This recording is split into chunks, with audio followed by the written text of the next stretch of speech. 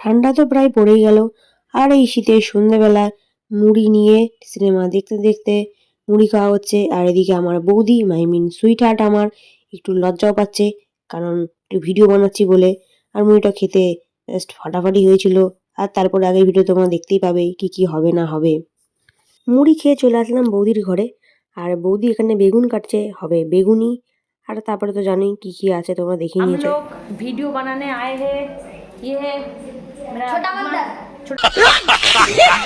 बंदर और बदमाश भाई है ये। আর ভিডিওর মাঝখানে সাথে সাথে কি সব হয়ে গেল আবার দেখতে পাচ্ছি। আমরা সুইটার দেখো कैसे आलू छिल रहा है। और ये बड़ा बंदर ये देखो, ये छोटा बंदर। এইখানে ডাল ভাজা হয়ে গেছে। আর এবারে যাবে এটা হাঁড়িতে। আর এইদিকে আগে থেকেই বৌদি ফুলকপি আলু সব ভেজে রেখেছে, এটাও যাবে হাঁড়ির মধ্যে। তো সবগুলো বৌদি দিয়ে দিল হাঁড়ির মধ্যে, একে একে চলে গেল নাচতে নাচতে। এই পাত্রে ঢালা হচ্ছে বেসন, হবে বেগুনি একদম ফাটাফাটি।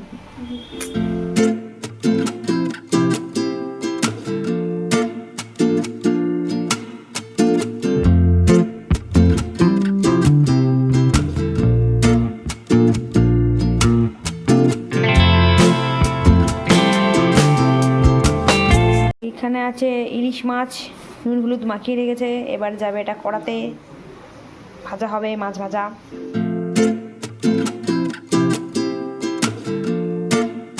মাছ ভাজা রেডি। এবার হচ্ছে বেগুনি। বেসনের মধ্যে বেগুনটাকে ভালো করে মাখিয়ে আর দেওয়া হচ্ছে তেলের মধ্যে। আর একদিকে হচ্ছে খিচুড়ি, যেটা ফুটছে টকবক করে। আর এই যে বেগুনি, যেটা একের পর এক সব বেগুনিগুলো ভাজাও হয়ে গেছে। আর আমরা বাঙালিরা যেটা করি, বেগুনি ভাজতে ভাজতে খাওয়াটা খাও। ফাটাফাটি ফাটাফাটি।